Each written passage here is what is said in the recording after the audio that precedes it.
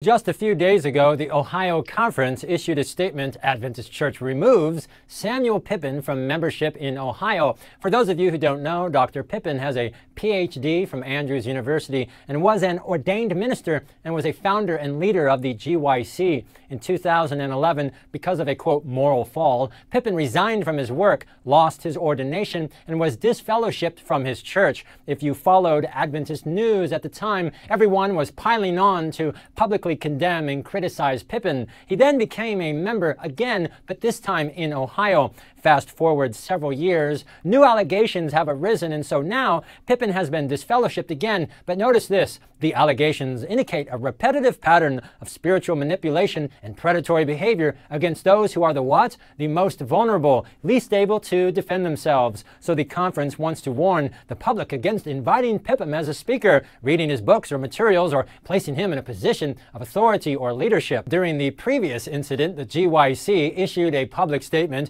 We cannot lightly regard it when a minister betrays the sacred trust of spiritual leadership with a moral fall. So let's see if we understand this correctly. A man who, according to accusations, had sexual indiscretions with approximately 10 women is loudly and publicly denounced repeatedly. But when a man boasts of killing over 250,000 children, and when he is honored as an example forever for Adventist youth, not one church leader says a word. How does that work? Can someone please explain that? Now, of course, nobody is defending Pipim's behavior, but where is the accusation that he killed anyone? Nothing. Where is the accusation that he tortured to death or hurt any children? Nothing. Why is it that Pipim's misconduct receives public condemnation from every voice in the Adventist Church, both left and right, liberals and conservatives, but when the most notorious abortionist is honored as the example forever for Adventist youth, when Allred is honored as the distinguished ambassador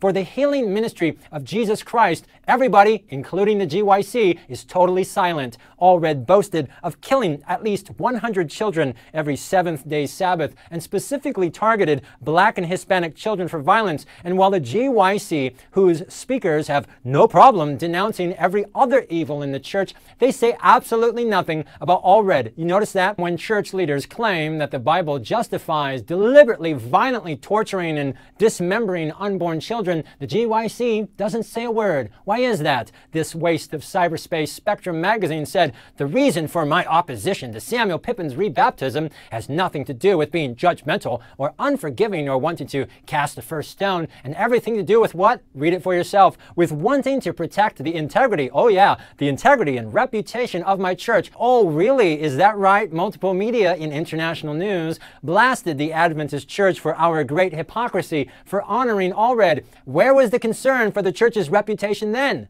Crickets. The world is watching us. They will not fault us for perpetrators in our midst. All churches have them. They will fault us for loose dealings with them and for turning a blind eye to evidence that they are an ongoing threat. Oh, look, when Pipim does something wrong, all this big public show of concern and outrage. But wait, this is the exact same Spectrum magazine who for over 20 years has honored Allred with lifetime recognition. Adultery is really bad, but when you murder over 100 little boys and girls every Sabbath, you get awarded with lifetime recognition. And here we go. This disgusting rag wrote, "It seems to me, with the various counts of adultery committed within the fold of the church, that it is due time that we pull our heads out of the sand. Tough talk. Repent from our, at times, pride for claiming to be the remnant church of Bible prophecy and establish healthy steps to assist people in a restorative process when sins like this occur." But oh wait, this is the same magazine who listed Allred on their advisory board right here,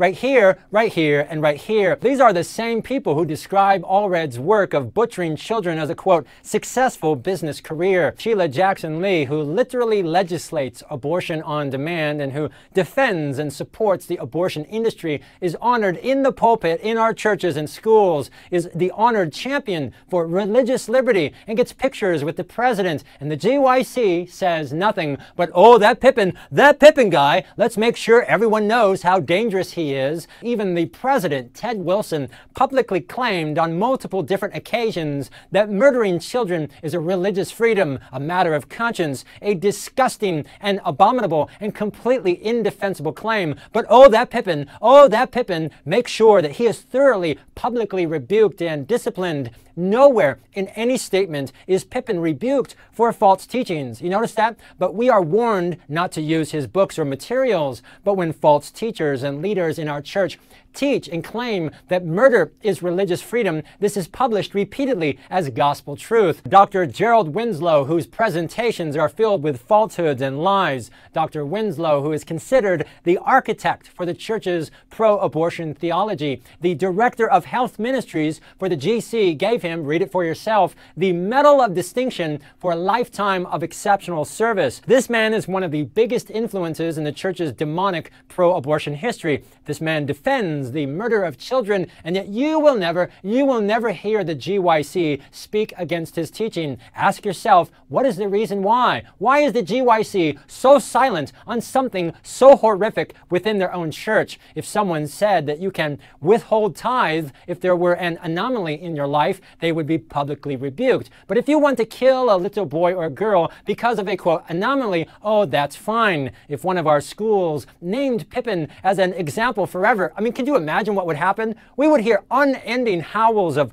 protest about protecting the church's reputation, and that we would be reminded constantly that the church is the apple of God's eye, and that we should never tolerate, oh no, never tolerate taking advantage of the, quote, most vulnerable, least able to defend themselves. This, of course, is a level of hypocrisy that can only be achieved by Adventists. These 10 women, isn't it terrible that if Pipin had just killed these 10 women before they were born, he would have been honored as an inspiration. He would be an example forever to our students and an ambassador for the healing ministry of Jesus Christ. Our own church leaders would have honored him, and the religious liberty department would have defended him. Absolutely disgusting.